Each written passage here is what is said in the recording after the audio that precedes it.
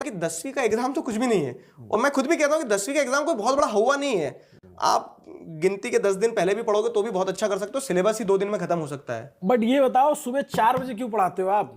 ये कौन सा तरीका है पढ़ाने का? मैंने ये भी देखा था कि आपकी एक कोई क्लास थी और फिर उसके बाद मैं कहीं पढ़ रहा था, तो जब युवा हम आप बातचीत करेंगे तो सुबह 4 बजे आपकी क्लास में 5 लाख बच्चा बैठ जा रहा है। मतलब हमारे तो जो है चमड़ी उधेड़ दे कोई तब भी 4 बजे न उठे। मतलब एक शर्त पे उठ सकता था कि सुबह मैच खेलने जाना है, क्रिकेट खेलने जाना है, तो भी मतलब मैं वो प्लेयर होता जो सबसे लास्ट में पहुंचता था। पूरी फील्डिंग सेट हो गई रहती तो बोला आपने कहा हाँ विकेट कीपर ही नहीं, तब मैं पहुंचता था। 4 बजे बच्चों को उठा दे रहे हो यार।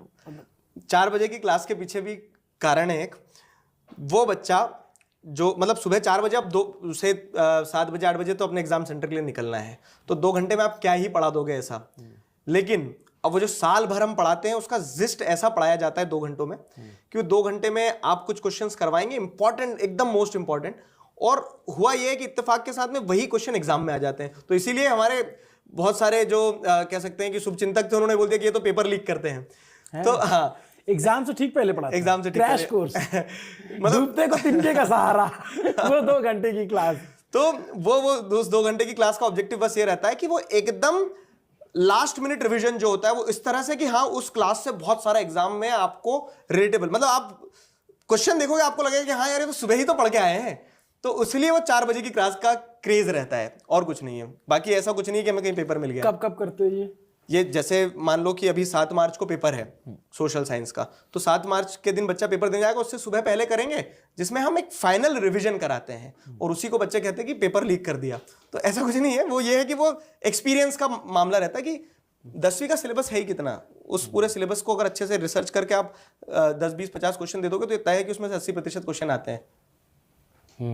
ये बात तो सही है, मतलब पढ़ाया जा सकता है। लास्ट टाइम पे हम लोग जो साल भर कुछ नहीं पढ़े हैं तो उसके बाद इंतजार कर रहे हैं कि हमारे टाइम पे तो गाइड आती थी ना विद्या, पतली सी, उसको पढ़ लेते थे, उसके बाद उसको पढ़ के जाते थे कि इसमें से कुछ आ जाएगा।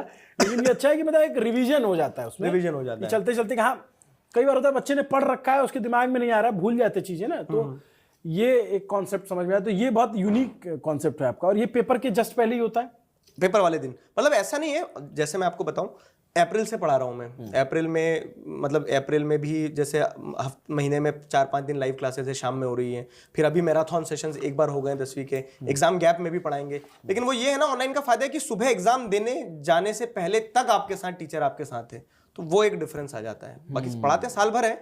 सुबह वाली क्लास, जो बच्चा निहायत ही ऐसा है ना कि मैं तो पढ़ूंगा ही नहीं, मैं तो सुबह बस पढ़ूंगा, तो उसको सुबह वाली क्लास का इंतजार रहता है बस कि हाँ यहाँ से काम हो जाएगा, अपना पास तो हो जाएंगे, बहुत बेहतरीन। बट ये तो बताओ, मतलब आप लोग बच्चों को ये तो बताओ ना कि यार नंबर्स मैटर नहीं करते।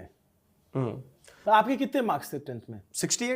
68। हाँ मेरे थे 60, एग्जैक्ट 60। आपसे ज्यादा थे मेरे। आपके ज्यादा, एग्जैक्ट 60 थे। एक नंबर कम होता हमारे टाइम पे तो फर्स्ट डिवीजन और सेकंड डिवीजन, तो सेकंड डिवीजन में आ जाते आप। एक नंबर कम होता तो सेकंड डिवीजन आ जाता। एक एकदम एग्जैक्ट नंबर आए थे।